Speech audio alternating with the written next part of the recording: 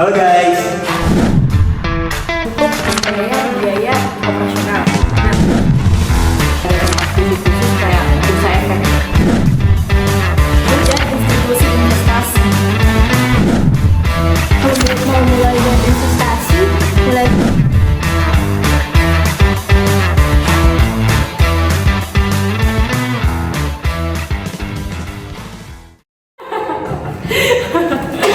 Guys, kayak ada yang kurang nggak sih? Lah, si Tian mana? Halo guys. Nah, pas banget, iya. Terlambat. Jadi gimana? guys, gue lagi belajar tentang pasar modal dan pasar uang nih, tapi masih agak bingung dia sih sebenarnya. Ada yang bisa jelasin nggak? Jadi pasar uang itu tempat transaksi dana jangka pendek. Biasanya itu berlaku kurang dari 1 tahun. Nah misalnya nih ada perusahaan yang butuh dana cepat untuk membayar biaya operasional. Nah fungsi dari pasar uang ini mereka bisa pinjam lewat pasar uang ini. Dan yang diperdagangkan di pasar uang itu surat berharga jangka pendek kayak sertifikat deposito, commercial paper, dan sertifikat Bank Indonesia.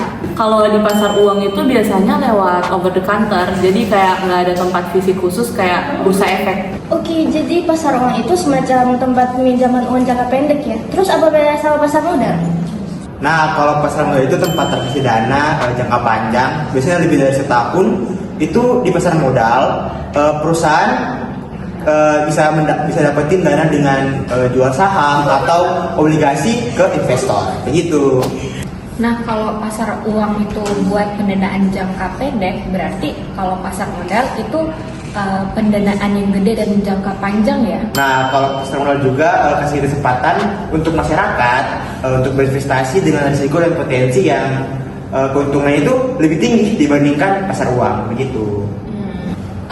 Kalau dari resiko dan keuntungan, pasar uang itu resikonya lebih kecil, tapi keuntungannya juga kecil.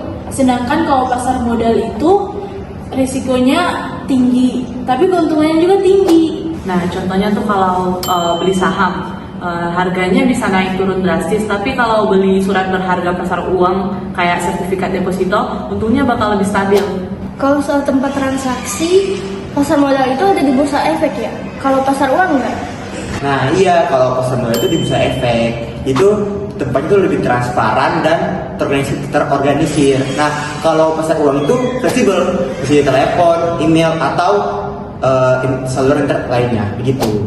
Terus siapa aja sih yang main di pasar modal dan pasar uang? Di pasar uang itu biasanya bank, perusahaan besar, pemerintah, dan lembaga keuangan. Kalau di pasar modal itu biasanya perusahaan, pemerintah, investor individu, dan institusi investasi. Jadi kalau lewat dari pengawasannya itu pasar uang diawasi oleh Bank Indonesia, tapi kalau pasar modal diawasi oleh Otoritas Jasa dan Keuangan. Nah, tergantung tujuan dan seberapa siap dari kita sih. Kalau untuk ambil risiko, kalau mau yang rendah bisa pasar uang, tapi kalau kita mau risiko tinggi dan untung lebih tinggi bisa pasar modal. Misalnya aku punya duit buat investasi jangka panjang, aku bisa beli saham atau obligasi di pasar modal kan.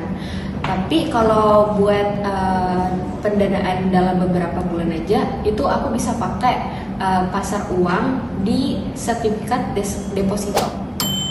Pasar modal juga punya 2 bagian, yaitu pasar perdana dan pasar sekunder.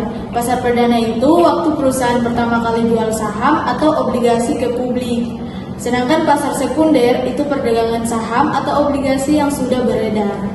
Tapi pasar sekunder juga penting biar investor bisa jual efek apa aja. Jadi likuiditasnya bisa lebih terjaga.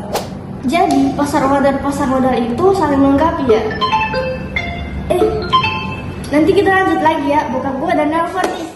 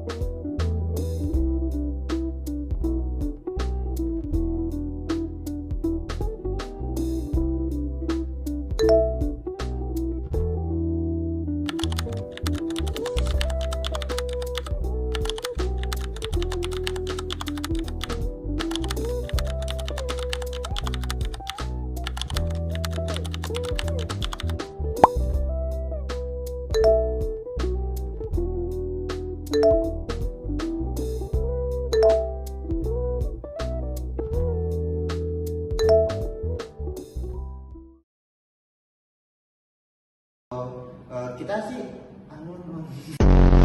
Nah, kalau pasar modal juga